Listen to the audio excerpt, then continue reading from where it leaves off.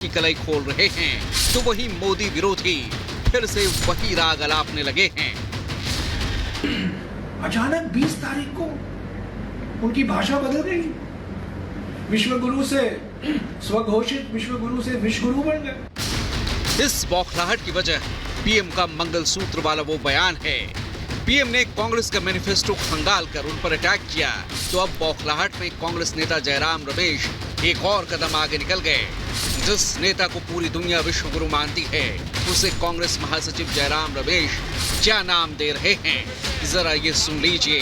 प्रधानमंत्री ने तो राजस्थान के पहले चरण के पहले इसका प्रचार नहीं किया था। मैनिफेस्टो हमने 3 तारीख को निकाला था, अप्रैल 3, और चुनाव कब हुए? 19 तारीख। 3 तारीख से लेकर 19 तारीख तक प्रधानमंत्री मौन व्रत लिए थे इस न्याय पत्र को लेकर। अचानक 20 तारीख को उनकी भाषा बदल गई। विश्वगुरु से स्वघोषित विश्वगुरु से विश्वगुरु बन गए। प्रधानमंत्री मोदी चुनावी भाषणों में जनता को विपक्षी चेहरे का आईना दिखा रहे हैं, तो ये बात उन्हें रास नहीं आ रही। यही वजह है कि अपने गढ़ में खतरे को भांपते हुए AIMIM चीफ भी आग बबूला हो रहे हैं। मोदी के खिलाफ हिटलर कार्ड खेलने में जुटे हैं। भारत के वजीर आजम 133 करोड़ जनता के वजीर आजम जो कहते हैं, झूठ कहते हैं सबका साथ सबका विकास, मगर कल का भाषण नरेंद्र मोदी का ऐसा नजर आ रहा था कि हिटलर बोल रहा है, भारत का वजीर आजम नहीं बोल रहा है। ये वही विपक्ष है जो संविधान पर सवाल उठाता है, देश तोड़ने की बात करता है, धर्म के आधार पर आरक्षण का कार्ड खेलता है और मोदी को कभी तानाशाह तो कभी हिटलर बताता है। ऐसे में पीएम मोदी ने विपक्ष पर करारा जवाब दिया। जब भी चुनाव आता है तो एक ही घिसी पीटी टेप रिकॉर्ड बजाते रहते, कानों कानों में कहते रहते, देखो तब भाजपा वाले आएंगे आरक्षण खत्म कर देंगे। भाजपा तो छोड़िए, अरे खुद डॉक्टर बाबा साहब आंबेडकर आकर के कहे ना तो भी होने वाला नहीं है। कांग्रेस का उम्मीदवार कह रहा है कि गोवा में संविधान नहीं चलेगा। ये जम्मू कश्मीर के लोग भी कहा करते थे, आपने मोदी को आशीर्वाद दिया, आज उनकी बोलती बंद हो गई। आज गोवा में संविधान को नकार रहे हैं, कल पूरे देश में बाबा साहब आंबेडकर के संविधान को नकारने का पाप करेंगे लोग। पिछले 10 सालों में देश की छवि जिस तरह से पूरी दुनिया में चमकी है, देश का मान सम्मान बढ़ा है, देश ने एक नए आयाम को छुआ है, उससे एक बात तो साफ है कि विपक्ष को ये रास नहीं आ रहा। और यही वजह है कि चुनावी मौसम में कांग्रेस और उसके सहयोगी दल पीएम मोदी को फिर से अपशब्द और गाली देने में जुट गए हैं। लेकिन ऐसे में सवाल उठता है कि क्या पीएम मोदी को गाली देने से उन्हें उनका जनाधार वापस मिल पाएगा? 4 जून को सारी तस्वीर साफ हो जाएगी। Bureau report, Republic Bharat.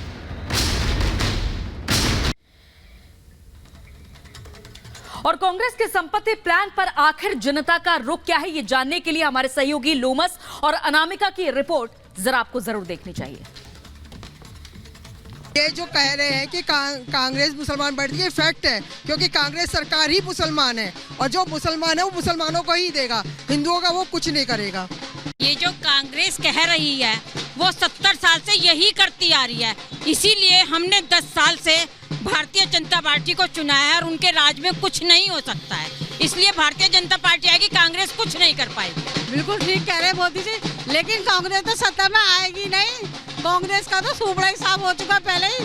हर हर मोदी, घर घर मोदी, मोदी ही आएंगे, मोदी ही जीतेंगे। ये बेसिकली मतलब आधारभूत ही गलत है कि हमारे गहने और मुसलमानों में बांट दी जाए, ये कोई लॉजिक ही नहीं है। हम ये देखते हैं कि बीजेपी सरकार को लाएंगे और अपने मंगलसूत्र सुरक्षित रखेंगे। We support Modi, we support Modi, we support Modi. नहीं, देखिए महिलाओं को भी कमाने का भी पूरा अधिकार है आज के टाइम में, और अपने उसको चाहे वो आभूषण के रूप में उसका संचय करें या किसी और मुद्रा के रूप में करें, वो तो स्त्रियों का अधिकार है। स्त्रियों के आभूषण जब्त कर लिए जाएंगे, ये कैसे संभव है? देखिए, उसमें हमारा सौभाग्य सूचक मंगलसूत्र भी होता है। अब किसी के पास मंगलसूत्र चांदी का भी हो सकता है, सोने का भी हो सकता है, डायमंड का भी हो सकता है। वो उसकी अपनी परिवार की आर्थिक व्यवस्था है, उसके अकॉर्डिंग है। आप किसी का आभूषण, कुछ भी आभूषण लेके कैसे जब्त कर सकते हैं? वो तो जब्त नहीं कर सकते, वो तो गलत बात है। देखिए, ये कि हमारी अपनी हार्ड अर्न मनी होती है, और इस हार्ड अर्न मनी को आप किसी भी आदिवासी या किसी गरीब को दलित को कैसे दे सकते हैं? मैं तो इस बात को बिल्कुल डिनाई करती हूँ। यस, एक्चुअल में राहुल गांधी जी अपनी हार से ना बहुत ज़्यादा परेशान हो चुके हैं। उन्हें मालूम है कि वो हारेंगे। अब वो क्या बोलते हैं क्या नहीं बोलते, रियलिटी ये है कि उन्हें खुद को भी नहीं पता। उन्हें यही नहीं मालूम होगा कि महिलाएं कितनी हैं, या किस उसमें महिलाएं आएंगी, या किस उसमें उनको हम पढ़ी लिखी या आदिवासी महिलाओं में रखेंगे। उन्हें खुद ही नॉलेज नहीं है, तो उस बारे में कुछ भी कहना बेकार ही है। राहुल गांधी ने क्या महिलाओं को कमा के दी है? कमा के दिए राहुल गांधी ने सब। जब खुद ही उन्होंने कुछ नहीं किया है तो महिलाओं के लिए क्या करेंगे? उन्होंने कभी अर्न करा ही नहीं है, कैसे मेहनत से कमाया जाता है उन्हें एहसास ही नहीं है। उन्हें मेहनत का भी एहसास नहीं है, तो वो क्या बोल रहे हैं वो ही जान सकते हैं। उनको एहसास किसी चीज़ का नहीं है। लीटर को केजी में कन्वर्ट कर देते हैं, केजी को लीटर में कन्वर्ट कर देते हैं। उनको कुछ पता ही नहीं है। उन्हें बोलना ही नहीं आता है, उन्हें क्या कहना है क्या कुछ पता ही नहीं है उन्हें। और चलिए अब बात कांग्रेस के संपत्ति सर्वे प्लान की कर लेते हैं। कौन नेता संपत्ति के सर्वे को लेकर क्या कह रहा है आपको बता देते हैं। राहुल गांधी जातीय जनगणना कराएंगे ये कहते हुए नजर आ रहे हैं कि हम पूरे देश में सरकार आने के बाद जातिगत जनगणना करेंगे और ये समझेंगे कि किसकी कितनी हिस्सेदारी है, किसकी कितनी भागीदारी है। प्रियंका गांधी कह रही हैं कि सभी वर्ग की गिनती कराएंगे, यानी ये भी हर वर्ग की गिनती कराने की बात कहती हुई नजर आ रही है। सैम पित्रोदा का जिक्र कर लीजिए, ये कह रहे हैं सबकी जरूरतें सुनिश्चित करेंगे। कौन कितना कमा रहा है, किसे कितनी आवश्यकता है, उसका जिक्र जो है वो कांग्रेस लगातार करती नजर आ रही है। न सिर्फ जातिगत जनगणना कराने की बात हो रही है, सभी वर्गों की कमाई का पता लगाने का जिक्र हो रहा है, और इसके अलावा क्या कुछ कह रहे हैं वो फिर आप देख लीजिए। वेल्थ सर्वे कराएंगे। प्रियंका गांधी कह रही है कि सबकी कमाई पता करेंगे, किसकी कितनी कमाई है। तो सैम पित्रोदा कह रहे हैं कि लोगों को अपनी आधी संपत्ति छोड़नी होगी। जिस इंसान ने अपने खून पसीने की कमाई इकट्ठा की, अब कांग्रेस कह रही है कि हमारी सरकार आएगी तो उसे छोड़ना होगा। राहुल गांधी क्या कह रहे हैं एक बार फिर सुन लीजिए। सर्वे के बाद धन का बंटवारा कर दिया जाएगा। सर्वे करेंगे किसके पास कितना धन है, इकट्ठा करेंगे और उसके बाद सबकी जरूरतों के हिसाब से उस धन को बांट देंगे। प्रियंका गांधी कह रही है कमाई के तहत नीतियां बनाएंगे। आप जितना कमाते हैं आपकी नीति उसी हिसाब से होगी, यानी आपकी हैसियत आपकी कमाई के हिसाब से तय हो जाएगी। सैम पित्रोदा क्या कह रहे हैं, इनकम टैक्स 50% बढ़ा दीजिए, यानी आम लोग जो कमा रखे हैं उससे ज्यादा उन्हें टैक्स चुकाने की बात कांग्रेस कहती हुई नजर आ रही है। 50% टैक्स क्या होता है ये आप बहुत अच्छे से बखूबी समझते होंगे। तो ये कांग्रेस का सर्वे प्लान है। अब अगली खबर के लिए रुक करते हैं हमारे सहयोगी अंजलि का। तो बिल्कुल दीपेश, जैसा कि आप कांग्रेस का सर्वे प्लान समझा रहे थे, और इस बीच कर्नाटक से बड़ी खबर सामने आ रही है, जहां कर्नाटक सरकार का बड़ा फैसला सामने आता है कि पूरे मुस्लिम समुदाय को पिछड़ा वर्ग में शामिल कर दिया गया है। राज्य के जितने भी मुस्लिम हैं वो पिछड़ा वर्ग में शामिल कर दिए गए हैं, और इस पर एनसीबीसी ने यानी कि राष्ट्रीय पिछड़ा वर्ग आयोग ने आपत्ति जताई है, इस फैसले को गलत बताया है।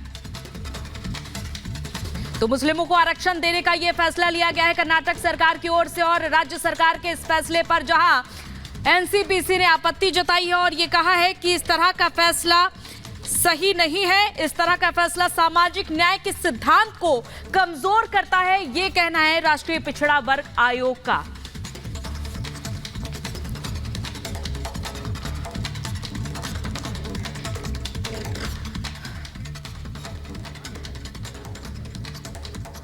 और चलिए अब आपको चुनावी अपडेट बता देते हैं। लगातार चुनाव प्रचार जो है वो चल रहा है, और अब आपको चुनावी अपडेट बताते हैं कि कौन कहां कैसे रैलियों को संबोधित करने वाला है। सबसे पहले छत्तीसगढ़ में प्रधानमंत्री नरेंद्र मोदी का चुनाव प्रचार जो है वो आज देखने को मिलने वाला है।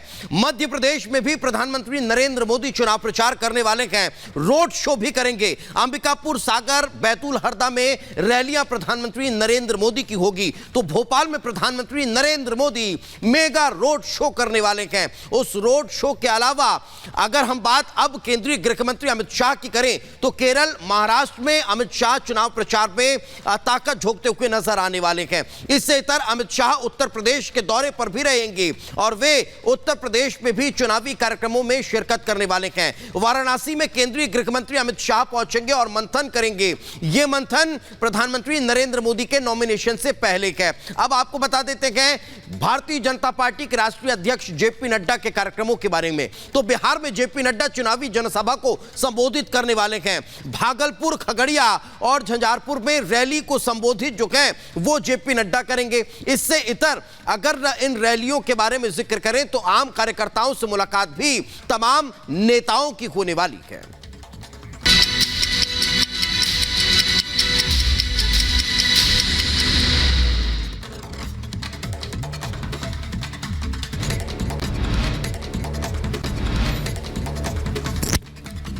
केंद्रीय मंत्री स्मृति ईरानी ने वीडियो जारी कर प्रियंका गांधी पर लगाया आरोप। कहा, कांग्रेस नेता प्रियंका गांधी ने भी कही संपत्ति विशेष समुदाय को देने की बात। केंद्रीय मंत्री स्मृति ईरानी का गांधी परिवार पर बड़ा हमला। कहा, राहुल के जीजा की नजर जगदीशपुर पर है, अपनी जमीन और खेतों का कागज छिपा लीजिए। उत्तर प्रदेश के अमेठी में 2 गुटों में बटी कांग्रेस। चुनाव से पहले पोस्टर वार शुरू। कांग्रेस कार्यालय और आसपास के खंभों पर रॉबर्ट वाड्रा के लगाए गए पोस्टर।